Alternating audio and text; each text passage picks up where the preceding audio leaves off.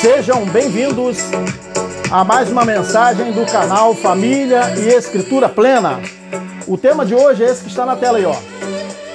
Se já é estado eterno, por que estamos aqui? Vamos repetir o tema? Se já é estado eterno, por que estamos aqui? Esse é o tema de hoje. Vamos avançar um pouquinho mais no conhecimento da verdade. Hoje, dia 16 de abril de 2023, Messias Souza quem nos fala. Daqui a pouco estaremos juntos no chat. Então vamos pedir àqueles que não são inscritos. Se inscreva, ative o sininho e receba as notificações de novos vídeos. Compartilhe com seus contatos esta mensagem. Não esqueça do like. E quem desejar fazer parte de um de nossos grupos Plenitude, fale conosco no contato que está aí na descrição deste vídeo de hoje. Tá bom? Temos o grupo geral e cada estado tem o seu próprio grupo que visa a aproximação dos senhores do mesmo estado. Quer fazer parte dos grupos? Nos solicite aí tocando no título da mensagem de hoje. Tá bom? Então, como nós anunciamos no tema anterior, hoje nós estamos apresentando este tema aí, se já é estado eterno, por que estamos aqui? Vamos repetir aqui, ó. Se já é estado eterno, por que estamos aqui? Como nós anunciamos no nosso tema anterior. Tá bom? Então vamos iniciar aqui esta mensagem neste momento. Então vamos refletir agora sobre alguns versículos da Bíblia. Logo agora, nesta abertura, vamos refletir sobre o que o salmista escreveu nos Salmos 145, 145, versículos 1 e 2. Vamos fazer a leitura aqui, ó. Vamos fazer a leitura, Salmos 145, 1 e 2. Vamos colocar na tela aí para os senhores. Vamos fazer a leitura. Já anotou aí? Anotou? Então vamos lá. Exaltar-te-ei, ó meu Altíssimo e Rei, e bendirei o teu nome, vamos continuar, por toda a eternidade. Percebeu aqui? Por toda a eternidade. Todos os dias, percebeu? Te bendirei e louvarei o teu nome, como? Para todo sempre. Salmo 145, 1 e 2. Já pensou sobre essas palavras? Então vamos continuar aqui a leitura de outro salmo. Salmo 146, 2. Vamos prestar bastante atenção. Louvarei ao Todo-Poderoso, como? Por toda a minha vida. Cantarei louvores ao meu Altíssimo, como? Enquanto eu existir. Percebeu? Percebeu aí? Salmo 146, 2? Para que nós possamos fazer a abertura, fazendo essa leitura aqui. Então é isso, né, senhores?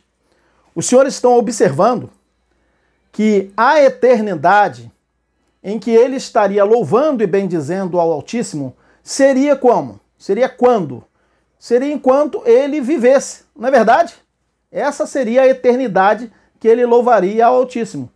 Então, a partir de hoje, vamos solicitar aos senhores, tire essa ideia de que para a vida eterna precisa ser necessariamente, depois que as pessoas morrem. Tá bom? Combinado assim? Vamos tirar essa ideia de que a eternidade é só depois que nós morrermos. Combinado? Combinado. Isso é para que nós possamos entender também o tema de hoje aí, se já é estado eterno, porque estamos aqui. Tá bom? Então é isso, né? Então, vamos lá.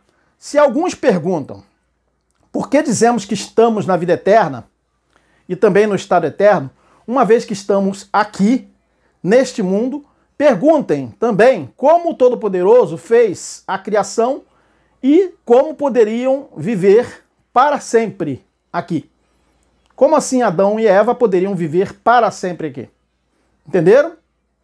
Por acaso ele criou todas as coisas com a morte, né, que passou a todos os homens? Foi assim? É certo que não. Como ele fez então a criação? A gente pergunta. Como é que o Eterno fez a criação? Fora do estado de eternidade ou no estado de eternidade? O que vocês acham? O Todo-Poderoso, ele fez a criação no estado de eternidade e não no estado de morte. Não havia, naquele tempo, submissão ao estado de inutilidade. O Altíssimo, ele fez a criação com eles no estado eterno. Entenderam? Tanto o homem como também a mulher. Então lá na criação estavam como? Estavam no estado eterno. Eles não iriam morrer com a morte que passou a todos os homens se não desobedecessem, se eles confiassem, acreditassem naquilo que o Eterno falou. Então precisamos saber que o estado eterno não se trata, tá bom? Unicamente de uma vida fora da criação visível. Mas saibam que o primeiro homem e a primeira mulher estavam vivendo no estado eterno, mas Adão era pó e voltaria ao pó. E isso não implica a que eles não estivessem no estado eterno. Mas como o Evangelho revelou que haviam espíritos participando de carne e sangue, e pelo Evangelho nós já sabemos que filhos, espíritos eleitos, foram também afetados pela morte que passou a todos os homens, por isso foi dito que haveria o quê? A ressurreição para a vida. Entenderam? Mas quanto aos homens terrenos, no último dia, eles foram também ressuscitados para a condenação, ou seja, para viverem o plano terreno, vivendo considerando somente o plano terreno, mas eles ressuscitaram. Que eles precisaram também ressuscitar, ressuscitaram.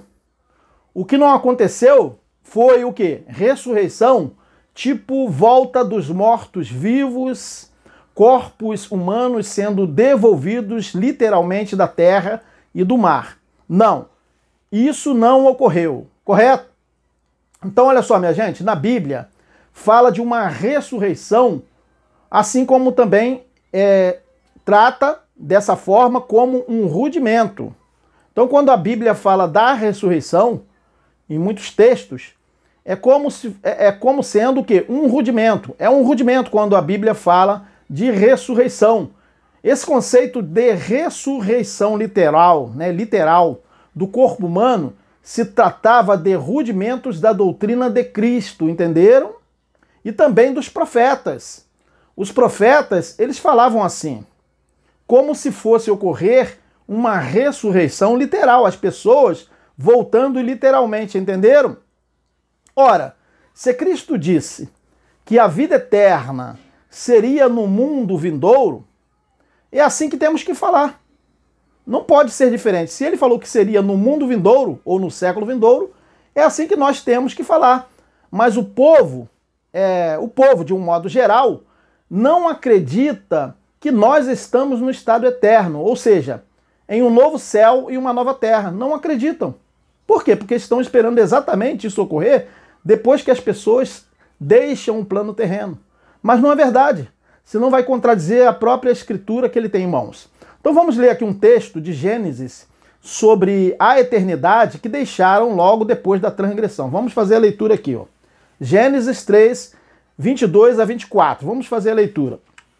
Então disse o Todo-Poderoso, então disse o Poderoso Yahweh: agora o homem se tornou como um de nós, conhecendo o bem e o mal.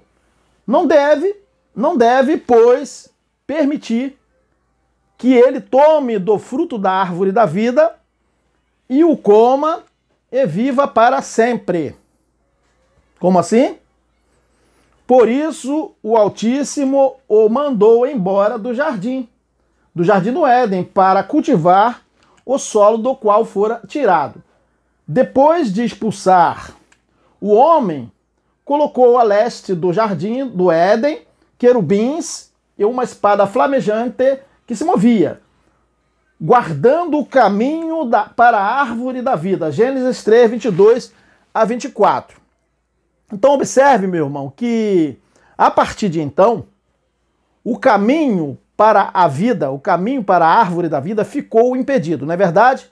Para todos os homens. É isso que aconteceu. Mas antes, eles tinham acesso não somente a todas as árvores do jardim, também a árvore da vida. No início, o Eterno não proibiu o acesso à árvore da vida. Entendeu? Mas isso ocorreu só depois que Adão e Eva pecaram, correto?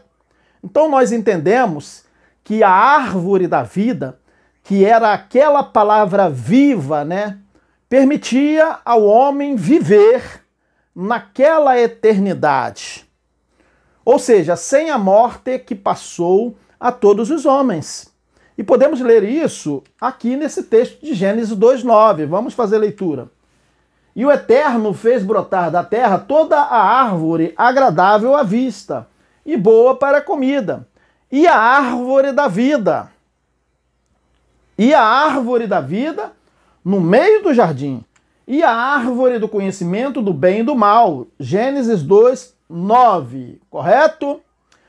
Então, sabemos que eles tinham acesso, sim, pelo texto que nós vamos colocar aqui. Gênesis 2, 16 a 17, onde diz o seguinte: e ordenou o Eterno ao homem, dizendo, de toda a árvore, quer dizer, a árvore da vida está incluído, percebeu? De toda a árvore do jardim comerás livremente, mas da árvore do conhecimento do bem e do mal, dela não comerás, porque no dia em que dela comeres, certamente morrerás. Gênesis 2, 16 a 17, correto? Então olha só, e assim, ao serem expulsos, né, do jardim, isso foi a morte que passou a todos os homens. Foi a separação, ficaram fora da eternidade. Mas Cristo, ele não prometeu a vida eterna? Não é verdade? Cristo não prometeu a vida eterna? Prometeu, né? Sim, ele prometeu. Mas onde é que se viveria a vida eterna depois? É aí que está a questão. Se Cristo prometeu a vida eterna, será que ele prometeu a vida eterna para depois que morrer? Se o próprio casal lá poderia viver para sempre? Percebeu? Nós hoje estamos vivendo para sempre. Então Cristo prometeu a vida eterna? Sim, ele prometeu, mas para onde? Para onde se viveria a vida eterna depois? Com as pessoas, primeiro morrendo, literalmente aqui, ou em vida humana? O que os senhores acham? Não assim, né, deixando esta vida, mas como ele mesmo disse. Como ele mesmo disse, é o que temos que falar. Nós não podemos inventar nada. Aqui em Marcos 10:30, ele disse o seguinte: foi como ele disse, no século vindouro. Ele não falou depois que morrer, que eles fossem morrer. No século vindouro, a vida eterna, percebeu? Percebeu? Marcou isso aí bem? Marcos 10:30. Depois da morte do corpo humano, a vida eterna? Não. Ele falou, no século vindouro, a vida eterna. Tá claro isso aqui, gente? Tá claríssimo que a vida eterna se vive. Cristo falou que se viveria no século vindouro. Eles, ainda como seres humanos, eles iriam estar vivendo a vida eterna. Percebeu? Percebeu. Mas claro que isso é só desenhando, né? Marcos 10:30, né? Então esse é o texto que nós acabamos de ler aqui. Então quer dizer que o Messias, ele estava falando que eles teriam vida eterna no futuro e não depois que morresse, entenderam? Vida eterna no século vindouro e não depois da morte das pessoas. Percebeu? Percebeu, né? Então, quando se dizia que quem cria no Messias tinha a vida eterna, tinha ou não tinha? Tinha a vida eterna. E quem não cria, a ira do Altíssimo permanecia sobre ele, não é que eles já estivessem vivendo a vida eterna, pois a morte que passou a todos os homens ainda não havia sido aniquilada. Mas o Messias, o Mashiach de Israel, Cristo, estava dizendo que eles estavam destinados à vida eterna, que seria quando o Messias os ressuscitasse para a vida eterna. E assim ele dizia, né? Nesse texto que nós vamos ler aqui, ó, de João e Al-Ruhana, né? 3,36. Quem crê no Filho tem a vida eterna. Percebeu? O que, porém, desobedece ao Filho, ou seja, não crê, não verá a vida eterna, não verá a vida, mas sobre ele permanece a ira do Altíssimo. João 3,36, marcou? Marcou. Então, olha só, aqui nesse texto lido, o ungido, ele estava falando de vida eterna para os seus discípulos, né? Mesmo que alguns deles não iriam provar a morte antes que vissem o Filho do Homem vindo no seu reino. Ou seja, antes que vissem o Filho do Homem vindo com o seu todo poder no último dia, eles não morreriam. Então vamos ver a seguir aqui que eles não provariam a morte e mesmo assim, o quê? Eles teriam o quê? Vida eterna.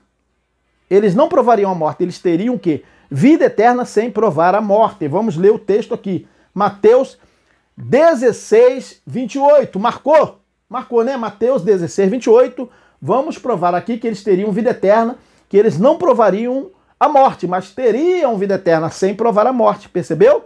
Percebeu que a vida eterna não é para depois que provasse a morte, mas sim em vida? Correto? Mateus 16, 28. Nós podemos ler aqui para provar, para que nós possamos provar essa verdade. Com toda a certeza. Ah, não é certeza não, né? É. Com toda certeza vos afirmo que alguns dos que aqui se encontram não experimentarão a morte até que vejam o quê? O Filho do Homem vindo em seu reino. Mateus 16, 28. Não é verdade? Então eles teriam a vida eterna, não teriam? Quando viesse o Filho do Homem, teria. Eles não morreriam. Percebeu? Percebeu quem marcou aqui? Mateus 16, 28. Então essa é a verdade que temos que falar. Então isso significa, meu irmão, que eles teriam a vida eterna em vida humana. Percebeu? E depois, nós mais para o final, né, nós vamos ler, antes de terminar esta mensagem, que Paulo, que Shaul, ele disse que nem todos iriam morrer, mas todos seriam transformados, claro, ressuscitados para a vida eterna, passando assim para o quê? A vida eterna. Ressuscitados para a vida, mesmo sem deixar de viver como seres humanos. Correto? Você entende isso? Eu acredito que sim, né? Então eu acredito que nós já percebemos que vida eterna não significou, né, vida após a morte, e nem significa. Não significou vida após a morte do corpo humano, correto? Até mesmo porque depois da morte do corpo humano, a Bíblia ela indica que o homem torna-se inexistente. E aí, como ele viveria a vida eterna? O homem torna-se inexistente depois da morte.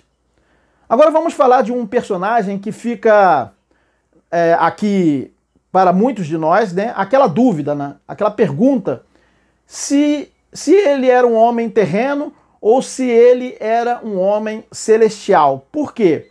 Para ele, parecia que não havia o quê? Uma saída, como sendo alguém que teria a vida eterna no século vindouro, que iria para o reino do Pai, tá?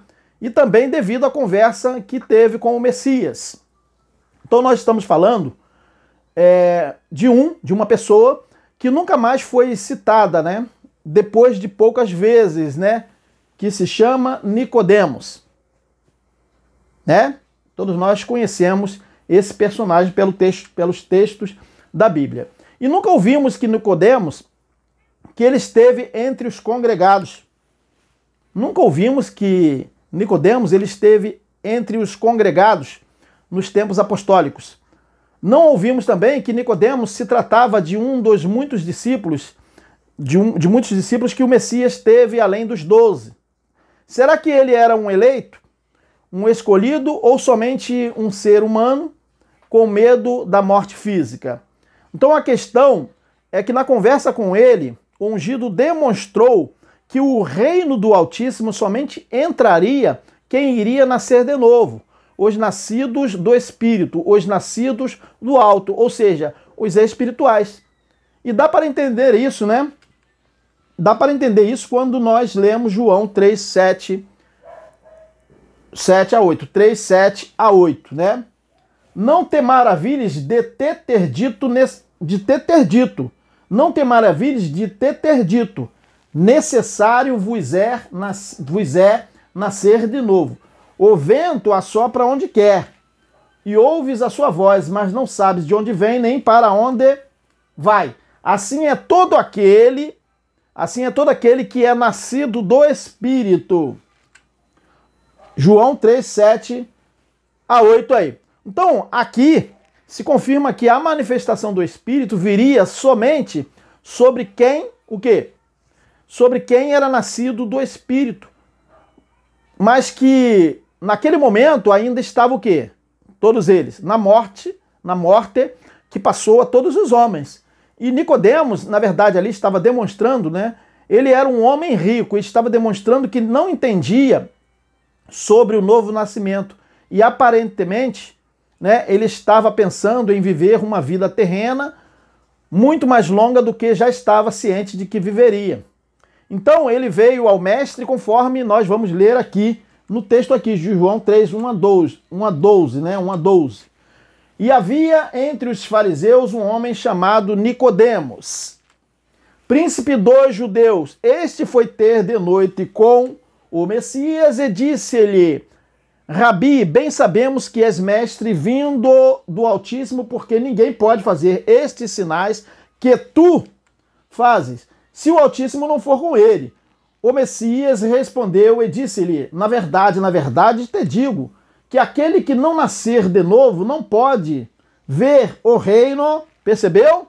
Aquele que não nascer de novo, que não for espiritual, que não ressuscitasse com Cristo, entenderam? Aquele que não nascer de novo não pode ver o reino do Altíssimo. Disse-lhe Nicodemos: como pode um homem nascer sendo velho? Pode, porventura, tornar a entrar no ventre de sua mãe e nascer?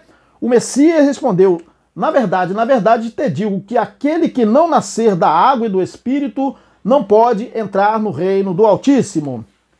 O que é nascido da carne é carne, o que é nascido do Espírito é Espírito. Não te maravilhes de te ter dito, necessário vos é nascer de novo. O vento assopra onde quer e ouves a sua voz, mas não sabes de onde vem nem para onde vai.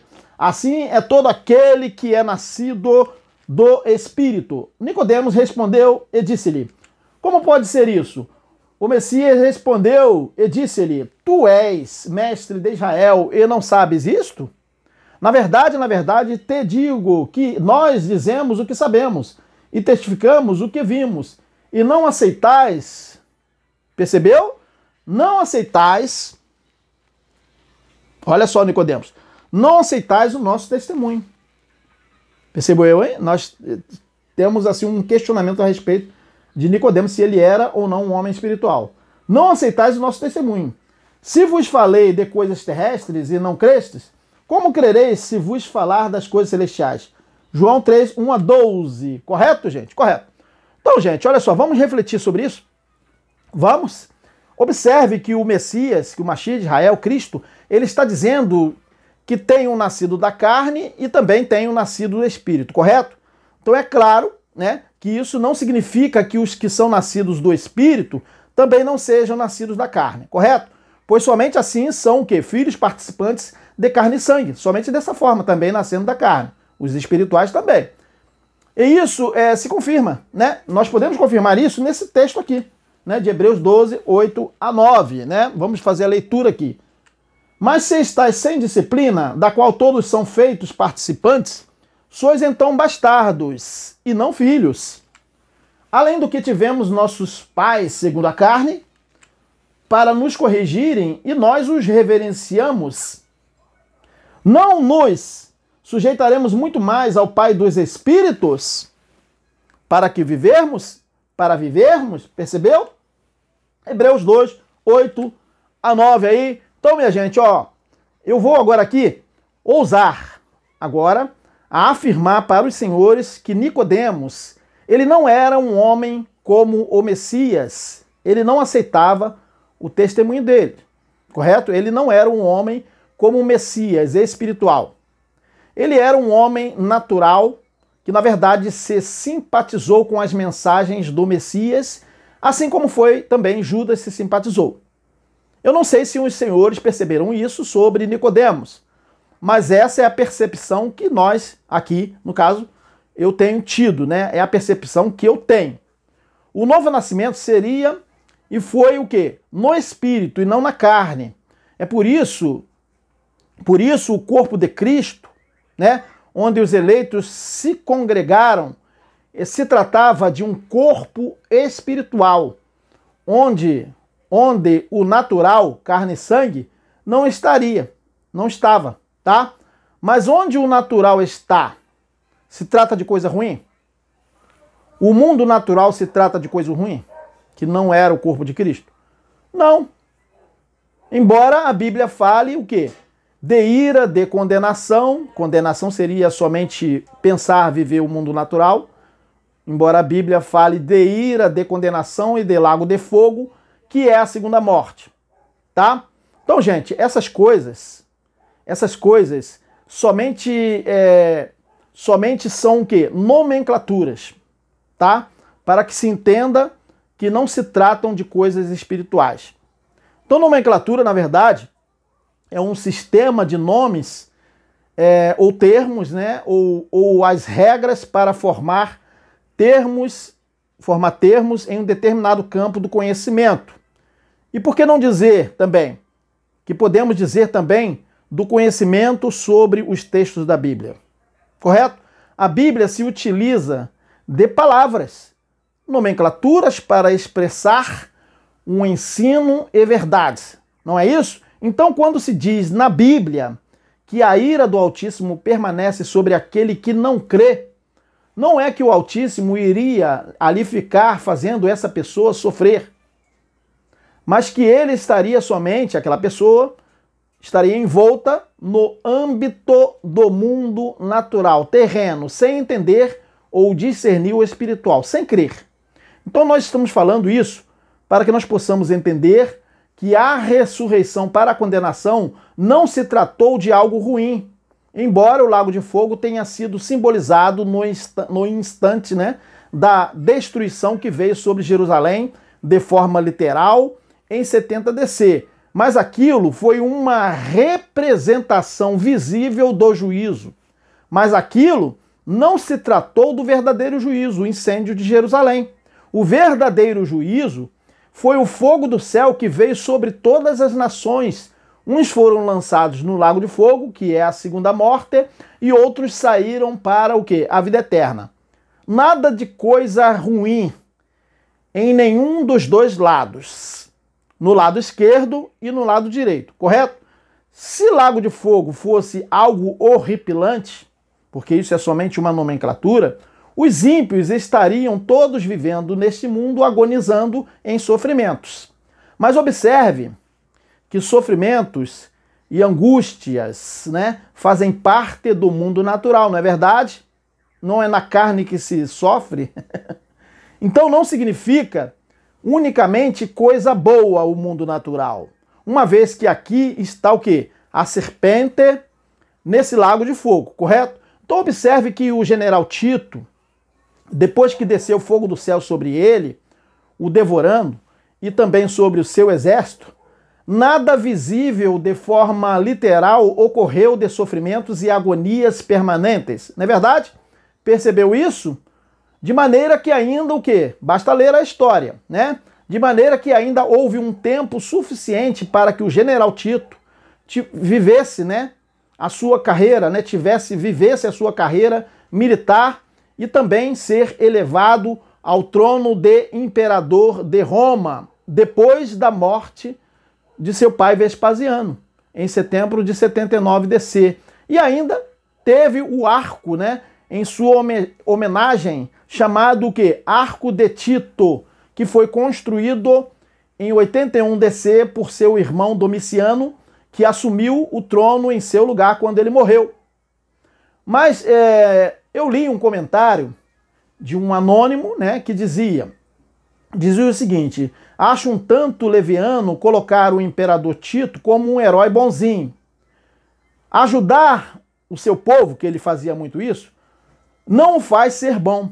Ele foi o responsável pela destruição de Jerusalém e a diáspora, a dispersão, né? A diáspora do povo judeu que perdurou até 1948.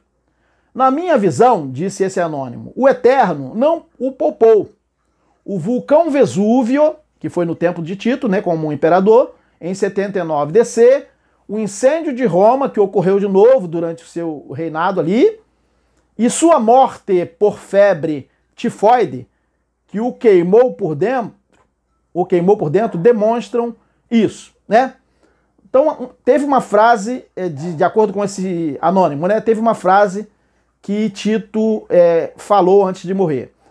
A frase cometi senão um erro, certamente se refere a isso. Viu que após esse fato se aplacou a ira do Eterno até a sua morte.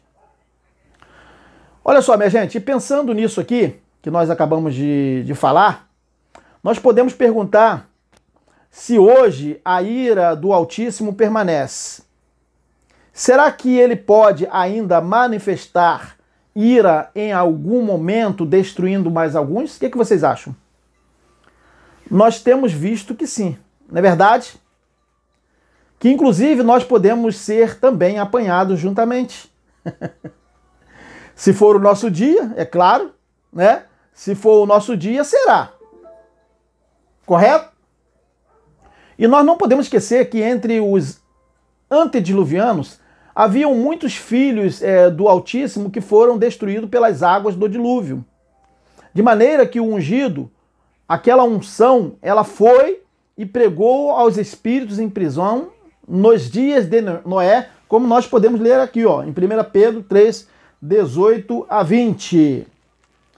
Porque também o Messias padeceu uma vez pelos pecados. Quer dizer, o ungido padeceu uma vez pelos pecados. O justo pelos injustos, para levar-nos ao eterno. Mortificado, na verdade, na carne, mas vivificado pelo Espírito. No qual também foi aonde? Também foi e pregou aos espíritos em prisão, os quais, noutro tempo, percebeu? Foram rebeldes quando a longanimidade do Eterno Yahweh esperava quando? Nos dias de Noé. Percebeu que a unção foi lá em Noé? Enquanto se preparava a arca, na qual poucas, isto é, 8 almas se salvaram pela água. 1 Pedro 3, 18 a 20. Agora vamos ler o texto a seguir da carta de Pedro ainda, né? 2 Pedro 3, 6 a 7. Foi pelas águas que o mundo daquela época foi submerso e destruído. Ora, por intermédio da mesma palavra, os céus e a terra que hoje existem estão também preparados para o fogo, reservados para o dia do juízo e para a destruição dos ímpios. Juízo sobre os ímpios, né? Sobre a impiedade. 2 Pedro 3, 6, 7, né? 6 a 7. Então, minha gente, no mundo natural, né? Quando o Eterno ele quer, sempre manifestará a sua ira, se ele quiser. E em nosso tempo, nesse quesito, o Altíssimo não mudou. ele continua o mesmo da Bíblia, que faz e acontece para desespero dos ateus. Correto? Como dito nesse texto de Deuteronômio 32, 39. Vede agora que eu o sou, para desespero dos ateus, né? Veja agora que eu o sou, ou não é? E mais nenhum Altíssimo há além de mim. Eu mato, eu faço viver, eu firo e eu saro. Percebeu? E ninguém há que escape da minha mão. Deuteronômio 32, 39. Acontece ou não acontece isso, né? Então, gente, isso é um absurdo para os ateus. Acreditar que o Todo-Poderoso ainda dá a vida e ainda mata quando quer. Mas enquanto nós estamos avançando no conhecimento, nós temos visto incrédulos por aí brigando com os textos da Bíblia, não é verdade? E se degladiando com o Todo-Poderoso, querendo que ele não seja o Todo-Poderoso. Interessante que incrédulos creem que homens são os criadores de postes, de casas e de carros, mas não querem crer de maneira nenhuma que o poderoso Criador, né, criou árvores, montanhas, sol e lua. Eles se esforçam, e muito, para não crer. São como crianças esperneantes não querendo admitir algo que as contrariem. Não é isso? Eles não descansam dias e dias tentando destituir o ser supremo que o criou. Vivem pregando e tentando angariar mais adeptos para essa religião. Então é isso que acontece. Tentaram me levar também. Então esses fatos, eles ocorrem aqui, onde dizemos que estamos no estado eterno. Não é verdade? Então veja, a condenação que Cristo falou. Lembra que Cristo falou? Quem não crê já está condenado. Percebeu? Muita gente hoje não crê, né? No Filho, no Gênito do Pai. Quem não crê já está condenado a viver somente o mundo natural e que acontece. Então, gente, o estado eterno, no estado eterno, tá? Nada muda em relação às questões naturais. Tudo permanece como no jardim do Éden. A serpente, ela está aí, tentando nos submergir nos enganos, nos encantos da nossa própria mente. O que não há é o seguinte, é a morte. A morte é que não há mais, ou seja, aquela separação. E temos uma vantagem sobre Adão e Eva, correto? Nós temos o quê? O conhecimento. As folhas da árvore que servem para a cura das nações, para a saúde das nações, como dizem outros textos. Essas folhas da árvore da vida, que era o Messias, a videira verdadeira, permanece, que são as palavras do Evangelho que foram ditas por ele e pelos apóstolos. Permanecem. E quando usamos essas folhas, as palavras do Evangelho com entendimento, eu estou dizendo com entendimento, nós somos curados no entendimento de que não há necessidade de nenhuma espécie de religião ou procedimentos religiosos. É por isso que está escrito nesse texto aqui de Apocalipse 22:2. No meio da sua praça e de ambos os lados do rio estava a árvore da vida que produz 12 frutos. Percebeu a palavra que permanece? A palavra, né? O conhecimento. Vamos ler de novo aqui, ó. No meio da sua praça e de ambos os lados do rio estava a árvore da vida que produz 12 frutos. Percebeu aqui? 12. 12, lembra dos 12 apóstolos? Produz 12 frutos, dando seu fruto de mês em mês, e as folhas da árvore são para a cura das nações. Percebeu? Apocalipse 22:2, né? Então, olha só, gente, lembrando que esse resultado, as folhas da árvore da vida permanentes, se trata daquilo que o próprio Messias disse em Mateus 24:35. Vamos ler? O que seriam as folhas da árvore? O céu e a terra passarão, mas as minhas palavras... Percebeu? As minhas palavras não hão de passar. Mateus 24, 35. Correto? Em outras palavras, ele disse, as minhas palavras servirão para a saúde, para a cura das nações. Assim, nós é que temos que ter a sabedoria ao lermos tais palavras, aprendendo o quê? A contextualizar. Mas como entender que podemos nos utilizar delas, das palavras, e que podemos nos curar, ter saúde, com as folhas que são as palavras do Messias, já que ele já veio e se submeteu ao Pai, lhe entregando o reino? Como? A resposta é a seguinte: olhando daqui, do estado eterno para aqueles tempos bíblicos, onde as palavras começaram a ser reproduzidas por homens que receberam as palavras do Altíssimo, a começar pelos profetas, passando pelo Messias de Israel e indo até os apóstolos que ainda não enxergavam como agora nós estamos enxergando, entendendo. Por isso, João e Paulo, eles escreveram sobre o estado eterno e a vida eterna em que nós estamos vivendo. Eles escreveram dessa forma aqui que nós vamos ler aqui, ó. Eles estavam falando de coisas que iriam acontecer ainda. O que nós estamos vivendo de 70 para cá. Aqui em João 3:2, vamos fazer a leitura. Amados, agora somos filhos do Altíssimo e ainda não era, no tempo deles, Eles não estavam na nossa condição. Não é manifestado o que havemos de ser. Percebeu? Mas sabemos que quando ele se manifestar, seremos semelhantes a ele, porque assim como é, o veremos. João 3:2, percebeu? Percebeu?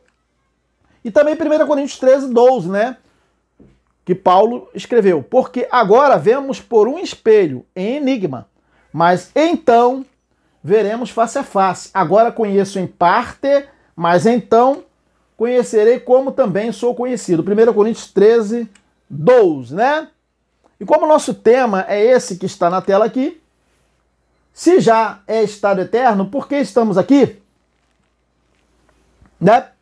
Essa é uma pergunta muito importante. Por que estamos aqui se já é estado eterno? Exatamente por quê?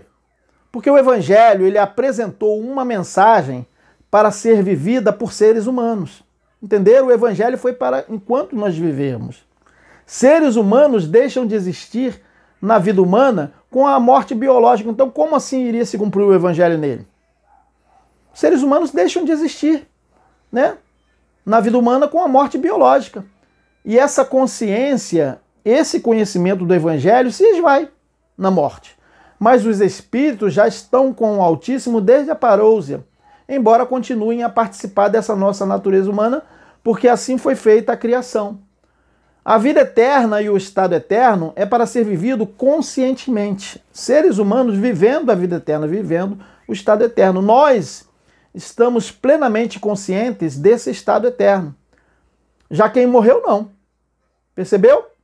O que seria então o estado eterno? Se trata dessa condição exposta aqui, nesses textos que nós vamos ler aqui, Apocalipse 22:2, ó. No meio da sua praça e de um e de outro lado, olha só, do rio estava a árvore da vida que produz 12 frutos, dando fruto de mês em mês. E as folhas da árvore são para a saúde. Eu estou lendo, fazendo questão de ler esse texto aqui, porque aqui fala cura, o outro fala cura que saúde. Para a saúde das nações. Apocalipse 22:2. Isso aqui já é o estado de eternidade, tá, gente? Apocalipse 22:3. E ali nunca mais haverá maldição contra alguém. E nela estará o trono de Ialro e do Cordeiro. E os seus servos o servirão. Apocalipse 22:3. Agora aqui, ó, Apocalipse 22:4. E verão o seu rosto, e nas suas testas estará o seu nome. Apocalipse 22:4. Agora 2 Pedro 3:13, ó. Mas nós, segundo a sua promessa, aguardamos novos céus e nova terra, em que habita a justiça. 2 Pedro 3:13. Percebeu? Percebeu. Então, olha só. O novo céu e a nova terra é o estado eterno e afeta tanto os terrenos quanto aos celestiais que ressuscitaram para a vida. Entenderam? Mas os ressuscitados para a condenação, ou seja, para viver o plano terreno, sem crer, os ressuscitados para a condenação também foram para o estado eterno. Entenderam? A condenação eterna. Quem nasce da parousia para cá, nasce o quê? No estado eterno, sendo terrenos ou celestiais. Uns são da vida eterna, do reino eterno do Pai, e outros são do mundo natural. Mas todos estão em novos céus e nova terra. Porque nem o mundo natural está mais gemendo, esperando a gloriosa liberdade dos filhos do Altíssimo. Porque o texto diz o seguinte, Apocalipse 22, 21, o texto de Apocalipse 21, Apocalipse 21, 4, aliás. Apocalipse 21, 4. E o Altíssimo limpará de seus olhos toda lágrima, e não haverá mais morte, nem pranto, nem clamor. Percebeu? Nem dor. Porque já as primeiras coisas são passadas. Apocalipse 21, 4, né? Então, olha só, gente. As primeiras coisas passaram para toda a criação. Correto? Para toda a criação, as primeiras coisas passaram. A morte, ela foi aniquilada em todos os sentidos, tanto para o terreno como para o espiritual. O terreno não precisou ressuscitar para a condenação, então ele ressuscitou daquela morte. Então as primeiras coisas passaram para toda a criação. Então é óbvio que o mundo natural, o mundo de Adão, ele foi beneficiado por isso aí. Senão, nós não poderíamos estar vivendo aqui, se a morte não tivesse sido aniquilada. Entendeu? Ora, o Pai, ele tem um propósito de que continuemos sal aqui. O que pudermos fazer para que muitos não sejam encantados pela serpente maligna que está entre nós, continuando com seus ardis, o faremos. Aplicando as palavras da Bíblia, né, com entendimento, sabendo contextualizar. Como estamos falando de eternidade, de vida eterna ou de estado eterno, é preciso que nós saibamos que na língua portuguesa, né, se passa a ideia de eternidade assim, ó. Eternidade, na língua portuguesa, substantivo que expressa a qualidade daquilo que é eterno. Até aí tudo bem. Duração sem princípio nem fim. Duração sem princípio nem fim. Toda duração tem um princípio, toda duração tem um fim. Mas veja, na língua portuguesa, duração sem princípio nem fim. Na língua portuguesa, tá? Vida eterna, a vida futura. Mas também expressa a ideia de duração longa. Mas na Bíblia, eu coloquei aqui, eterno, em grego, é o quê? Aionios. Em grego, aionios, na Bíblia, eterno, em grego, aionios, não significa tempo sem fim, mas o quê? Tempo indefinido. Também em hebraico, não somente em grego, em hebraico do Velho Testamento, a palavra olam, derivada do verbo alam, significado correto, o significado correto deve ser também de tempo indefinido e não tempo sem fim, correto? Tempo sem fim seria em grego aidios, correto? Tempo sem fim seria em grego aidios e em latim sempiternos, tá bom? Então é isso aí. Então, gente, olha só, confusão entre tempo sem fim e tempo indefinido, isso é o quê? É o que acontece quando nós tentamos expressar alguns textos sem esse conhecimento aqui. Como nós podemos ler aqui nesses textos de Mateus 25, 46. Olha só o que diz o texto. E estes irão para o castigo eterno. Quer dizer, o castigo eterno aqui é viver a vida terrena, humana somente. E estes irão para o castigo eterno. O castigo eterno aqui é enquanto eles estivessem vivendo o quê? a vida terrena. Esses irão para o castigo eterno, mas os justos para a vida eterna. Mateus 25, 46. Percebeu o eterno e eterno aqui? Agora vamos ler outro texto aqui de Mateus 25, 41. Então dirá também aos que estiverem à sua esquerda: apartai-vos de mim, malditos, para o fogo eterno. O que seria o fogo eterno? O plano natural, a vida, o mundo natural, né? Malditos para o fogo eterno, preparado para o diabo e seus anjos. Tá? Mateus 25, 41. Diabo aqui significa a natureza humana, para a vida humana, terrena. E os seus anjos, os seus mensageiros. Mateus 25, 41. Tá? Então, olha só, gente. No estado eterno, há duas coisas. É importante saber aqui. O fogo eterno, que é o mundo terreno, o mundo natural, e a vida eterna, tá? Que é a condição espiritual e não um lugar. De qualquer forma, é estado eterno. Estamos na eternidade, entenderam? Nós estamos na eternidade, sendo que a natureza humana, ela está o quê? No fogo eterno, e o espírito está o quê? Na vida eterna. Então podemos afirmar que nós estamos vivendo o quê? A vida eterna, uma vez que os espíritos são da vida. Mas não significa que permaneceremos num tempo sem fim vivendo como seres humanos. Estamos no estado eterno, estamos em novos céus e nova terra. E isso somente podemos viver conscientemente e não depois o quê? Da morte do ser humano, quando ele entra no esquecimento, tá? No esquecimento eterno, porque depois da morte não há lembranças, né? Como nós podemos ler em alguns textos aqui de Salmo 6,5, né? Porque na morte não há lembrança de ti. No sepulcro, quem te louvará? Salmo 6,5. Percebeu? Agora vamos ler aqui, ó, Eclesiastes 9,5. Pois os vivos sabem que morrerão, mas os mortos não sabem coisa nenhuma, nem tampouco tem ele, daí em diante, recompensa, porque a sua memória ficou entregue ao esquecimento. Eclesiastes 9:5, correto?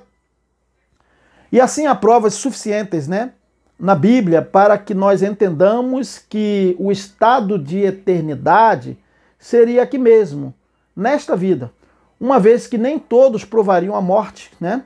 Como diz aqui em 1 Coríntios, né, 15, 51 a 55, que diz o seguinte: eis que vos revelo um mistério. Todos morreremos ou nem todos morreremos? Nem todos morreremos. Todos teremos vida eterna, né? Nem todos morreremos, mas todos seremos transformados. Todos teremos vida eterna. Percebeu? Sem morrer? Mas todos seremos transformados. No momento, num abrir e fechar de olhos, ao som da última trombeta, porque a trombeta soará, os mortos ressuscitarão, né? Incorruptíveis, e nós seremos transformados. É necessário que este corpo corruptível, ou seja, a condição mortal da morte que passou a todos os homens, se revista da incorruptibilidade, quer dizer, aquela morte seja aniquilada. E que esse corpo mortal que estava naquela morte, né, que passou a todos os homens, se revista da imortalidade, eles passem a ser imortais. Quando este corpo corruptível estiver revestido da incorruptibilidade, e quando este corpo mortal estiver revestido da imortalidade, então se cumprirá a palavra da Escritura: a morte foi tragada pela vitória. Isaías 25:8, aqui é a referência. Onde está, ó morte, a tua vitória? Onde está, ó morte, o teu aguilhão? Oséias 13:14, né? 1 Coríntios 15, 51 a 55, correto? Então observe, meu irmão, que eles passaram a ser o quê? Imortais. Da parousia para cá, nós estamos na imortalidade. Você sabia que você é imortal? Nós vamos morrer enquanto seres vivos, biológicos, mas nós somos imortais. Por quê? Porque não há mais aquela morte que passou a todos os homens. Por isso que ele falou, aquela corruptibilidade acabou, entendeu? O corpo mortal que iria deixar de existir era aquilo. A corruptibilidade que ele estava falando era aquela. Então observe que eles passaram a ser o quê? Imortais. Como antes eram o quê? Adão e Eva. Será que todos já entenderam que a imortalidade é essa que temos mesmo como humanos? Percebeu que você é imortal? Não se trata de imortalidade em relação à morte natural, mas imortalidade em relação à morte que veio a todos os homens, porque todos pecaram. O corpo corruptível era o quê? O de todos os homens que estavam com aquela corruptibilidade, né? Inclusive os que haviam dormido em Cristo, né? Os espíritos, estavam com aquela corruptibilidade e precisaram ser revestidos da imortalidade. Os espíritos que estavam dormindo, né, em Cristo estavam naquela, o quê? Mortalidade. E ressuscitaram primeiro com a imortalidade, como se diz aqui nesse texto aqui, ó, de 1 Tessalonicenses 4, 13 a 17, que diz o seguinte, vamos colocar: Irmãos, não queremos que ignoreis coisa alguma a respeito dos mortos, para que não vos entristeçais como os outros homens, né? Vamos ler aqui, como os outros homens que não têm a esperança. Se cremos que o Messias morreu e ressuscitou, cremos também que o Eterno levará com o ungido os que nele morreram. Eis que vos declaramos conforme a palavra do Eterno. Por ocasião da vinda do soberano, percebeu? Quando? Por ocasião da vinda de Cristo, né, do soberano, nós que ficarmos ainda vivos, percebeu que Cristo falou que alguns deles não provariam a morte? Nós que ficarmos ainda vivos, não precederemos os mortos, os que dormiram em Cristo.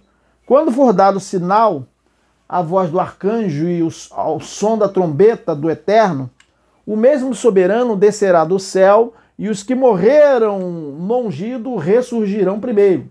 Depois nós, os que morremos também não, os vivos, os que estamos ainda na terra, percebeu? Receberiam a vida eterna ou não? Seremos arrebatados juntamente com eles sobre as nuvens ao encontro do soberano nos ares. E assim estaremos para sempre com o soberano. 1 Tessalonicenses 4, 13 a 17, acabamos de ler. Então, o encontro nos ares foi um encontro na mesma condição de imortalidade, entenderam? Ou seja, sem aquela morte que todos morreram a partir de Adão.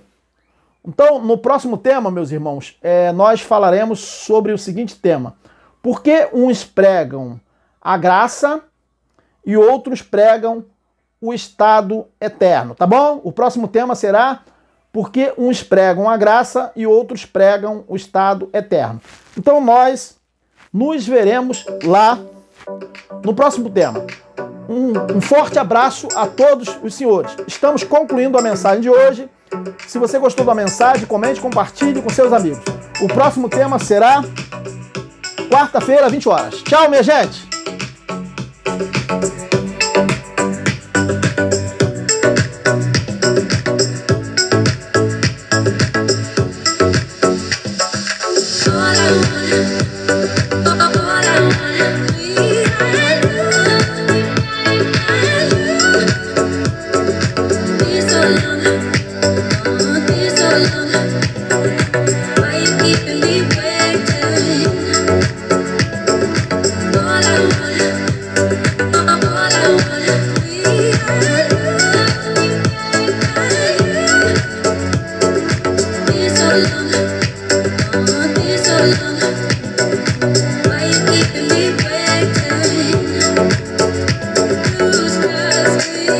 Just me.